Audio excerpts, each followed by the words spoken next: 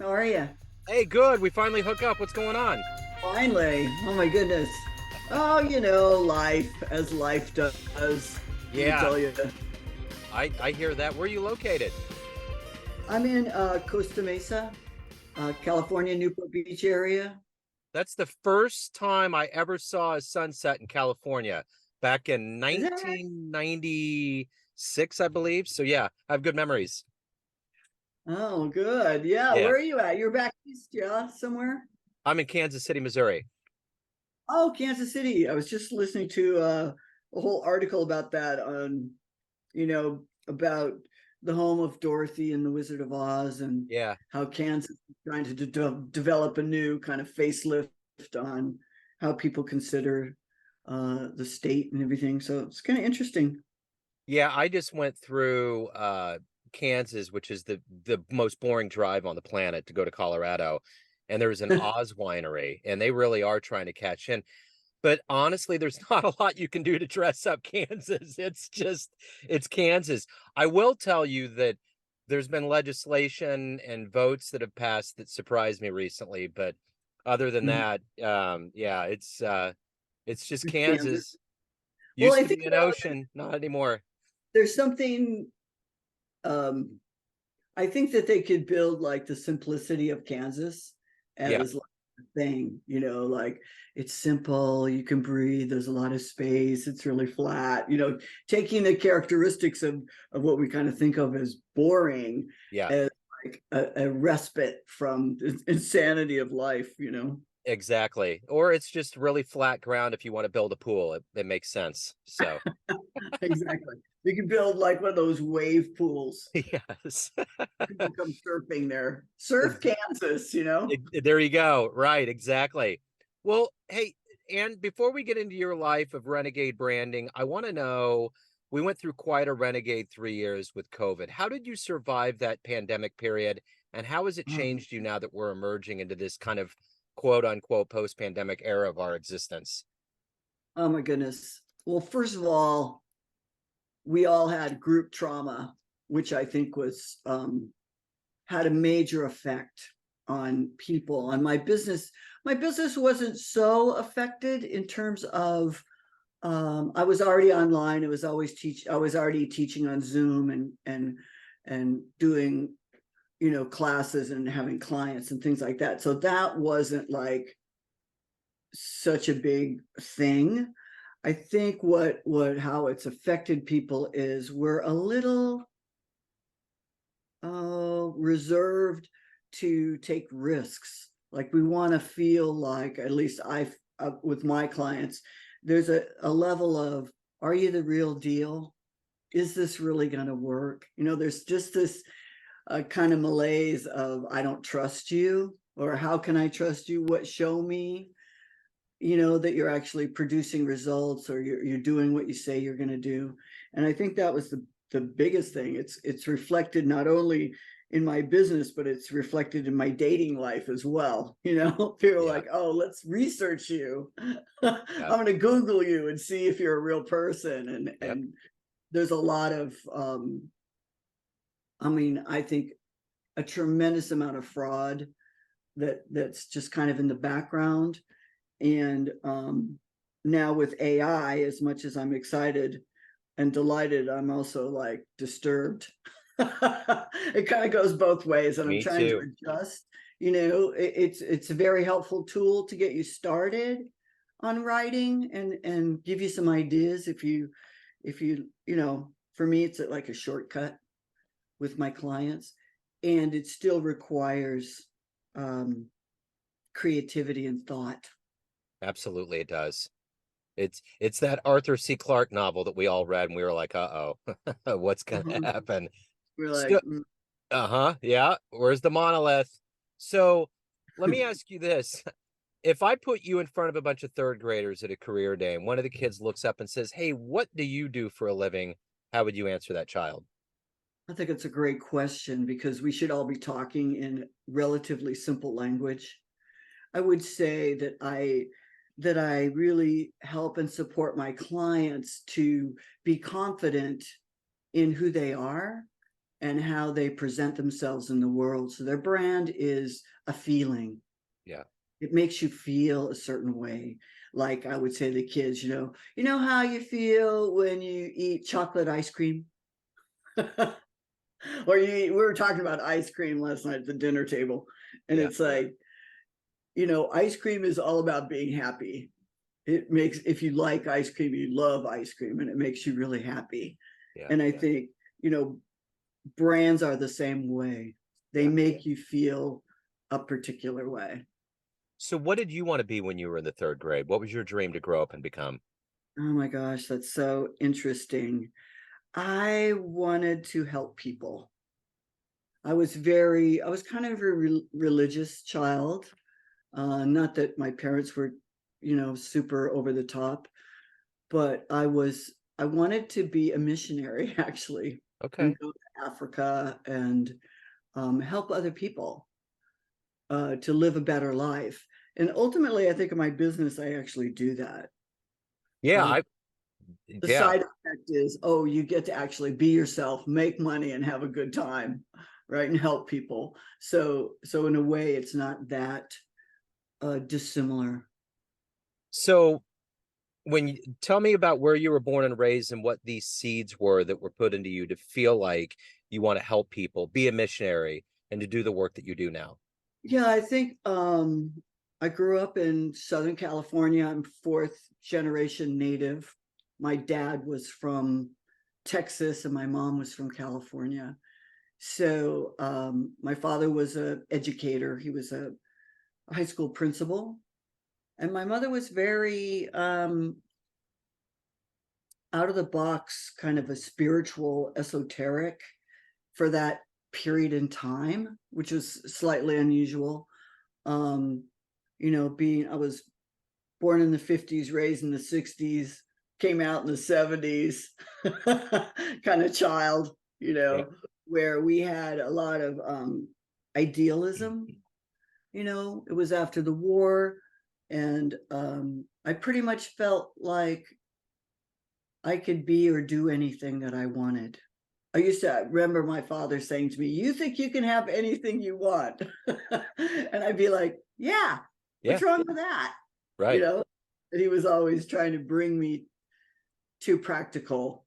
My dad was a little more practical than I am. I'm kind of a dreamer, with a big imagination. When I was a kid, my mother was very good about, we didn't have coloring books. We didn't have anything that was structured for creativity. We had, pieces of paper and crayons. We had go outside and imagine your entire life and play. I could entertain myself. I still can, seriously.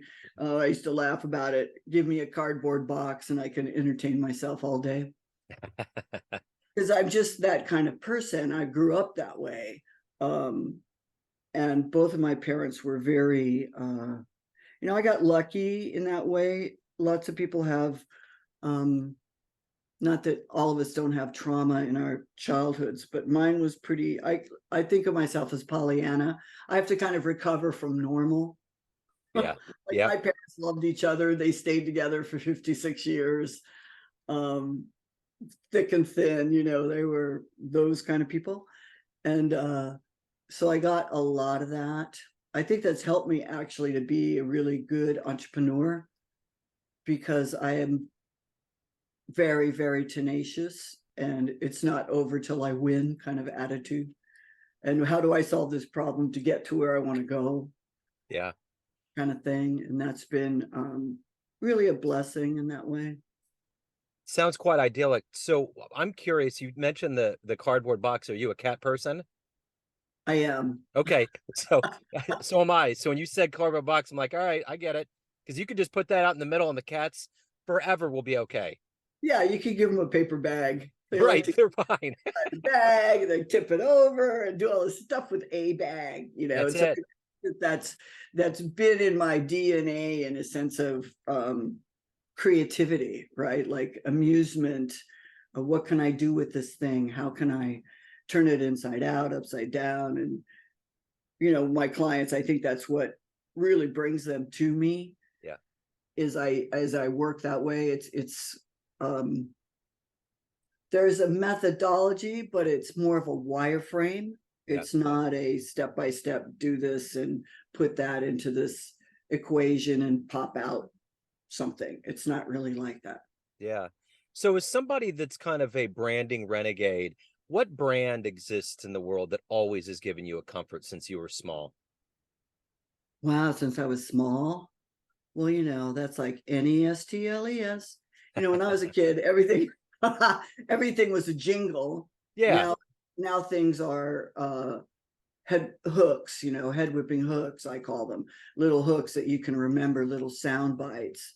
And some of it is music. And I believe, that we all have a music inside of us, that I guess it was Wayne Dyer that was talking about, don't die with your music in you, because music is bigger than a personality. Yeah. It's more like a brand. Yeah. It's like, oh, my music is, I can buy myself flowers, kind of thing, or I was born this way.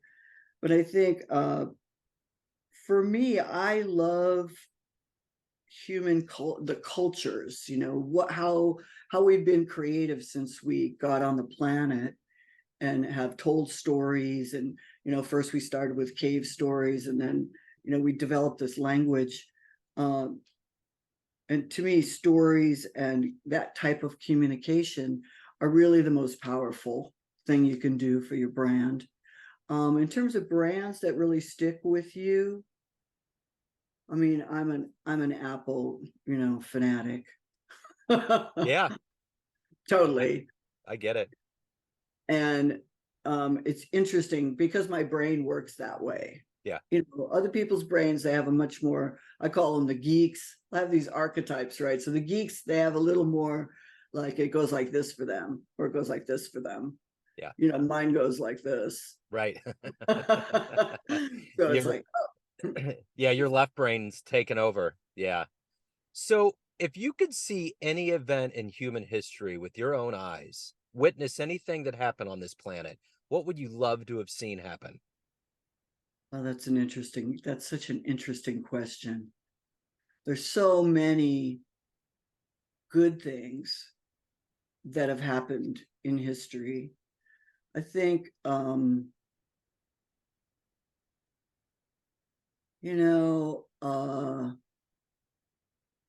I love to see people create things or discover things. I think even though sometimes it looks like the worst thing that's happening and it creates the best thing. So many scientific discoveries and things occur during problematic times, right? Yeah. But I would have loved to have been around with Leonardo da Vinci. Yeah. And be like, carry his pencils or something.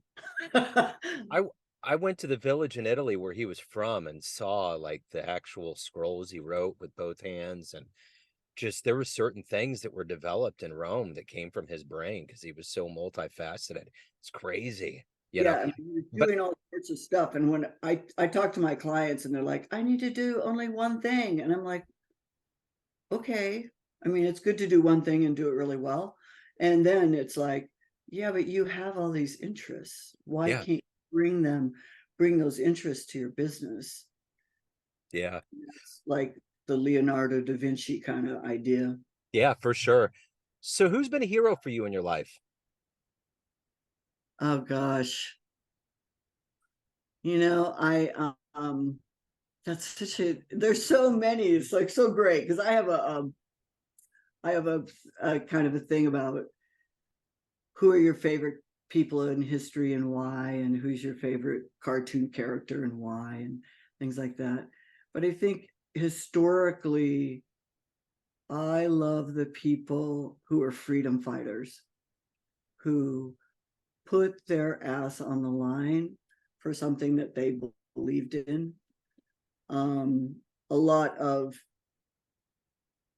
I think of people like Harriet Tubman, who like freed herself and then went back and helped a whole bunch of other people, or Gloria Steinem, people who really devote their lives to a cause, something that's important to further humanity and further rights of people, are really my favorites. I was just noticing there's a new movie out about Golda Meir. Yeah. And it's so interesting in our country, we don't have women that are like presidents. And in other countries, that's been going on for years, right? Over in Europe and stuff like that. And it's just it's interesting. As advanced as we are, we're kind of behind sometimes. Yeah. Well, we Thought- almost did, and I wish we would have.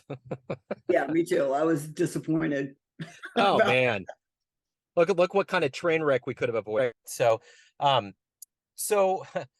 if you can meet, speaking of, strong females and strong people on the planet, if you can meet one person alive on the planet right now and spend time with them, who would it be?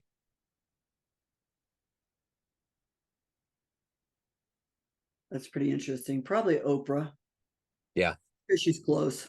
It's easy to get up to her place, but I think because of the life that she's had, the adversity that she's gone through to be a billionaire is not even, it's not even about the money. It's about her resilience, bouncing back, believing in herself, um, shining the light on other people in her interviews, kind of breaking the mold. I mean, there's a big difference between her and Barbara Walters, let's say, as interviewees, right? And I think that because she's so heart-centered, it would just be interesting because she's got to be like a kick-ass businesswoman too. Yeah. But you don't really see that aspect, at least not in the brand. Her brand is nurturing, right? Yeah. That nurturing attitude. So I laugh when I talk about her. I tell people, yeah, you don't really see her wearing leathers, riding a Harley. It's just probably not going to happen. She probably doesn't have one, but you're not going to see it because it's not the brand. Yeah. Well, I would imagine anything she's doing, she's kicking ass. She could probably really do good at pickleball, whatever she wants to do. She'd be fine. Are you playing, man? That's my favorite game. I'm always recovering from some kind of injury. Yeah. Yep. I think I'm like, 12. Yeah. Right. Right. Well, that's good to keep that young spirit on you. So I'm curious, every day you wake up, what is the motivator for you? What gets you out of bed? What gets you to want to help the client and to achieve what you want to get done in your life? I think I have a really strong desire for results. I'm very action oriented. In my archetype set, I'm the disruptor. I like to, in a way, I mean, it kind of sounds egotistical, but it's like I like to do the impossible. I feel like it's easier to do the impossible than it is to do the possible. So I'm always looking to, how can I expand? How can I help my clients? Pretty much if I didn't have clients, I'm not sure if I'd get out of bed. Yeah. Yeah. Honestly, it's like who I've built myself to be in the world for other people is what drives me. It's what, I wake up and I know there's people I can help, or I love to connect. I'm a big connector. So I love to connect people together. I think like-minded individuals should all play together and have their own game going on, because it's okay if you don't think that way. It's just that I don't really want to play with you. Yeah. Yeah. So what's one of your favorite client success stories? One that always puts a smile on your face? It's funny because there's a couple different ones, but I always think of one of my first clients, and I'm kind of female centric, but one of my first clients that I really loved working with was a man. He was a marriage and family therapist. And I think I loved working with Todd so much because he was grappling between, he'd been in his business for 30 years and he really wanted to expand. And he also had he had a long relationship with his wife. And so I was kind of a little bit needing to jockey positions. Like I'd be teaching him how to write blog. You know, he wanted to write a blog on communication. I'm like, Todd, what does everybody want to start thinking about on Thursday night? And what do they want their weekend to be like? And he's like, well, enjoy the other person. I'm like, Todd, let's just get basic. Everybody wants to have sex. Okay. Yeah. Everybody wants to have a great connection, and you know, they're going for the whole enchilada. Yeah. And he's like, oh, okay. So then he started writing that way, and his blog started being really popular. And then we started making video. The other thing about Todd was I rebranded him to be sexy, not like he's a real sexy guy. He was really more like a really nice nebbishy Jewish guy, right? But I was like, you know, let's dress you like George Clooney. Really simple, really clean Italian cut lines and stuff. And he's like, oh, my wife dresses me. And I'm like, Todd, I work for Vogue, okay? And you're paying me money to do my job. Do you want to follow your wife, or do you want to follow me? So, you know, we had a great relationship. And he ended up doubling and tripling his income. Wow. Over, you know, probably a 2-year period or so. I wouldn't say it, you know, none of this stuff happens overnight, people. I just want to say, you know, it's a ramp up.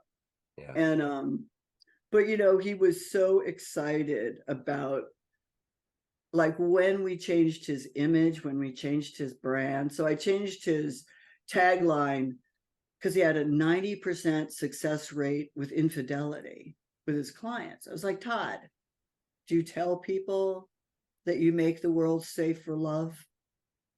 And he's like, oh. So we changed his tagline, and it changed his personal life. Like, he would go home and be more like a tiger for his wife and everything. It was great, you know? So it wasn't just like, oh, this is your business. It really is many, many levels deep. And when I work with my women clients, it's the same thing. Their sense of confidence goes way up. Yeah. All of a sudden, their identities are being, I like to say, own, honor, and unleash who you actually are, because that's who the world is waiting for. And what your clients are waiting for, so they can see you, is this bigger version of yourself. And you have to grow into it, right? You have to expand. And the brand actually expands you that way. Yeah. So of all the things that you've done and accomplished in this lifetime, what are you the proudest of? You know, I don't talk about this that much, but I started a charity in New York.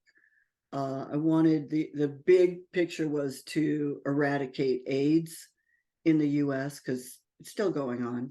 Yeah. And I wanted to, a friend of mine was very big in ACT UP, and he passed away, and he was always kind of furthering a bigger idea of what his life was about. So I decided to start this charity in his name.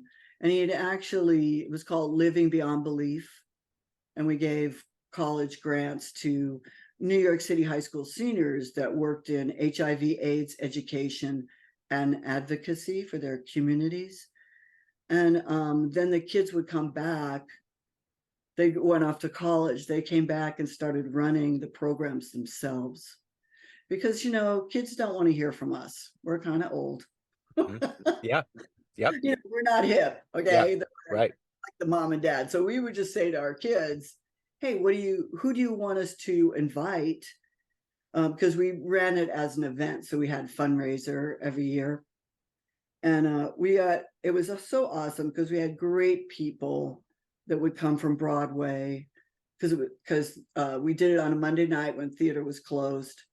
And the first year we raised, I thought, you know, the most amazing amount of money in the world, which I think was about $35,000 at the time. And all the money just went to the kids. Yeah. But it's been out there for probably about 15 years now. Yeah. And it got absorbed by Hetrick Martin Institute, which is the big gay and lesbian high school in New York. So now it's part of their curriculum. Yeah. and will go on forever. Because my whole thing is like, I'm a fire starter. I'm not there for like day in, day out, day in. I like to develop the concept, to have the vision and the idea, and then give it to other people to run with. And Yeah. so I think for me, that was probably the most inspired I have ever been in my life.